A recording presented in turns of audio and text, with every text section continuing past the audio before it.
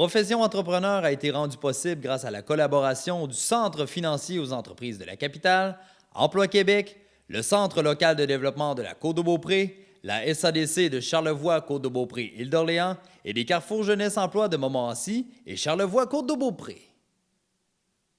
Le Centre local de développement de la Côte-de-Beaupré, ce sont des professionnels près de vous et de vos besoins. Une équipe qui peut vous accompagner tout au long de votre projet d'affaires et vous offrir des services d'appui technique et financier adaptés. Que ce soit pour un projet d'entreprise ou d'expansion, vous avez besoin d'un partenaire pour vos projets d'affaires, le Centre local de développement, un incontournable sur la Côte-de-Beaupré. La SADC contribue depuis maintenant plus de 12 ans à vos projets d'entreprise. Pour ses services financiers et d'aide conseil adaptés à vos besoins, faites appel à notre équipe de professionnels dévoués au déploiement de votre collectivité. Parce que nos entreprises sont porteuses d'avenir pour notre région, nous sommes fiers de supporter leur développement.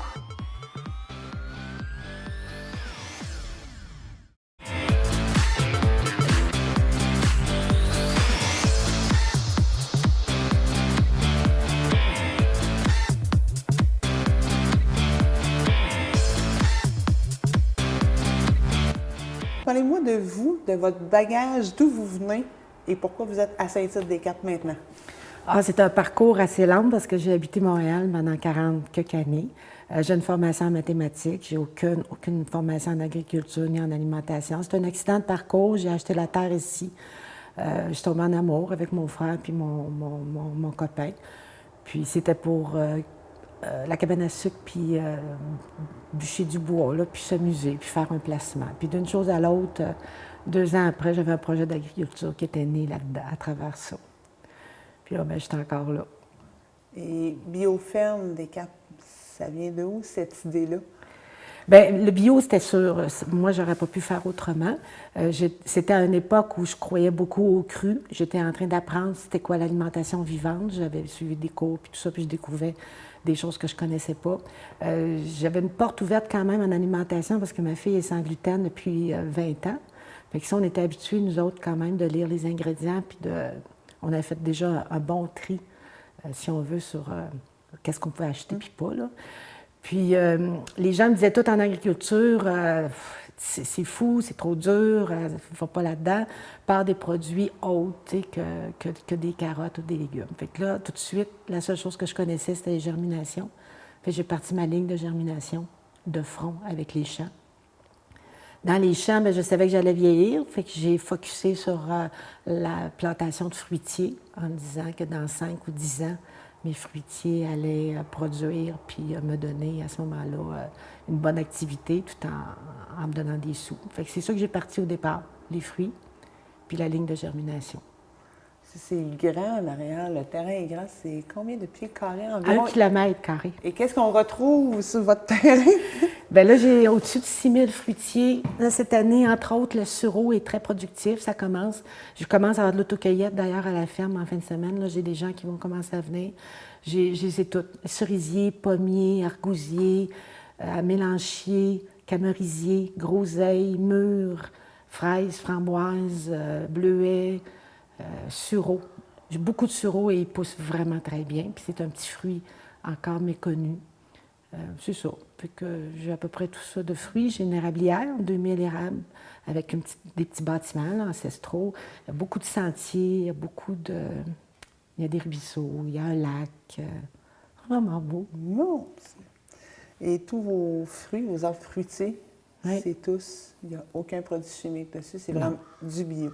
Ah, c'est ça. Puis c'est plus que bio, parce que je ne mets même pas ce qui est permis en agriculture bio. Okay. Vous avez fait des sacrifices pour votre entreprise, c'est sûr et certain.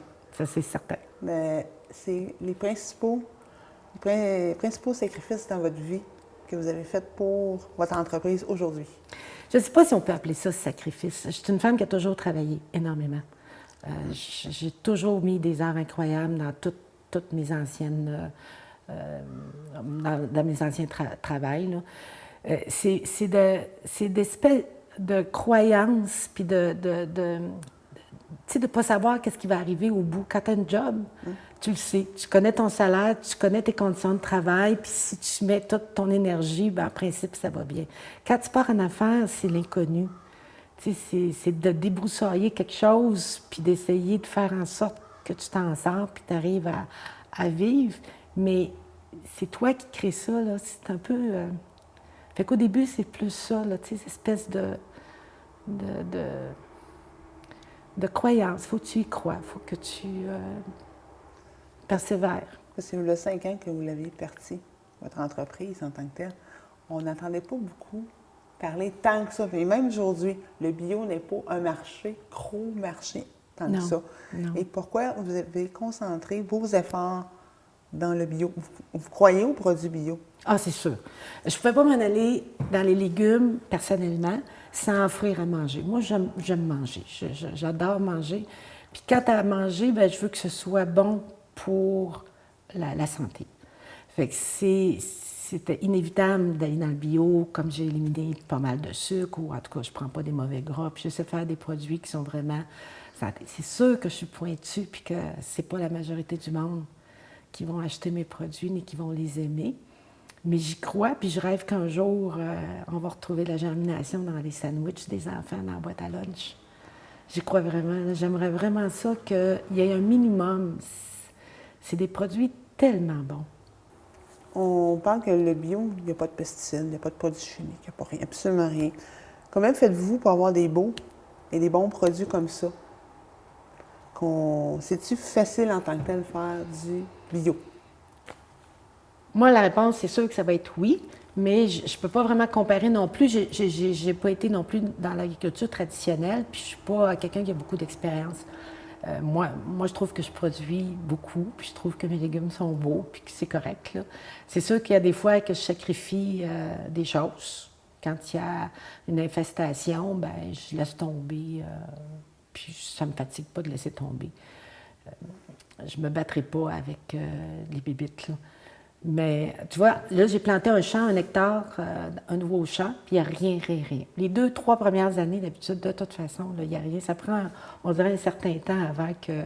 Fait que si tu en as grand comme moi, puis tu fais une bonne rotation, bien déjà, tu n'as pas tant de problèmes que ça. Je pense que les problèmes, c'est plus quand les gens cultivent toujours à la même place, puis que là, les bébites à un moment donné s'installent, puis là, bien, ça se répète, là. Vous, votre entreprise en tant que telle, c'est tout ce qui s'appelle germination, principalement. Oui, On principalement, a beaucoup. oui. Pouvez-vous m'en parler un petit peu plus longuement? OK, la germination, c'est le principe de prendre une graine. Toutes les graines se germent. Parce que toutes les graines, avant de pousser, si tu la plantes dans le champ, elle va germer. Fait qu'on comprend que toutes les graines sont possibles. Fait qu'on parle de trèfle, luzerne, radis, canola, fenugrec, toutes les lentilles, les pois verts. C'est illimité. Fait que là, tu prends ta graine qui est sec, puis tu la fais tremper dans l'eau toute la nuit. Puis le matin, on rince, puis on rince 2 fois par jour. Puis on s'organise pour que ça s'égoutte, puis que l'air circule, pour pas qu'il y ait de moisissure. Bon, c'est aussi simple que ça, là, la base de la germination. Au bout de 2 jours à 7 jours, dépendamment de la graine, c'est comestible. Tu sais, tu peux la manger, puis c'est très bon. Tu manges toute la graine. Le principe qu'on dit, c'est que dans la graine, il y a ce qu'il faut pour faire pousser la plante et le légume à la fin. Fait qu'en principe, la graine, elle est plus nutritive que le légume qu'on produit à la fin de la production. Puis à mesure qu'elle produit sa plante, à mesure qu'elle produit son légume, bien, elle transfère à la plante des énergies puis des valeurs nutritives. Là, Fait que pour moi, puis j'y crois vraiment, je pense que c'est l'ultime source de vitamines, de fer, de calcium, de tout ce qu'on veut, qui est disponible à l'année, qui vient répondre à nous autres, les gens du Québec, qui on ne peut pas avoir de champ l'hiver, une nourriture qui est locale, qui est santé, et abordable et disponible. Ça répond vraiment à toutes les avenues qu'on veut, là, tu sais, si on veut. Puis c'est pas quelque chose qui a été inventé, c'est quelque chose qui existe depuis des siècles, c'est juste qu'on a arrêté de le faire. On a arrêté de se passer l'information de génération à génération. Vous êtes écossaire. Oui. La certification Écossaire Canada. Oui. Qu'est-ce qu'est avoir cette certification-là? Bien, avoir cette certification-là, ça garantit aux gens que je produis selon les normes du gouvernement du Québec, là, présentement, là, même si, en tout cas, il y a des normes canadiennes. C'est pas juste dire « Ah, je travaille comme mon grand-père ou comme dans le bon vieux temps. » Dans le bon vieux temps, il prenait des produits qui n'étaient pas corrects, là. Il ne savait pas. La seule différence, c'est ça. C'est que ça vient garantir aux gens que tout ce que je fais est conforme. Des fois, on peut le faire, tu sais, on pense qu'on est bio, on pense qu'on est correct, puis on utilise un produit qui ne l'est pas, puis on ne le sait pas, là, tu sais. Tandis qu'Écossaire, lui, s'organise pour nous dire, il fouille dans notre facture, dans nos achats, il fouille dans les bâtiments, il regarde, ils nous font parler, ils expliquent comment qu'on fait, qu'est-ce qu'on fait, puis c'est ça. Si projet d'expansion, est-ce que vous pensez soit d'agrandir la ferme, de penser à développer autre chose pour la prochaine année? Bien là, pour la prochaine année, je suis en train de déménager ma petite sœur, qui est à Saint-Joachim, à Saint-Tite. J'essaie de terminer la maison ici, finir de peinturer, la manger pour recevoir les gens, puis faire des activités dans la maison aussi. Il y en a beaucoup de places, c'est infini les places. Je n'arriverai pas. Je voulais faire mes refuges cet automne. Je voulais faire 4-5 petites places là, dans le bois pour que les gens puissent venir faire du camping sauvage en hiver. Je ne sais pas si je vais y arriver. On verra dépendamment du nombre de bénévoles qui viennent travailler à la ferme. C'est ça. Mais anyway, on a mis tout ça sur un plan, puis on espère d'ici 5 ans que tout soit fait, là. On va y aller. Si vous avez un conseil à donner à quelqu'un qui veut partir son entreprise, qu'est-ce que vous lui dites? Persévérance. Persévérance et persévérance. Si on croit vraiment à notre produit, moi je pense, si on en mange, là, si on a envie, je pense qu'à ce moment-là, c'est inévitable que ça va passer. Là. Mais des fois, ça ne passe pas nécessairement comme on l'a prévu, ni dans le même chemin.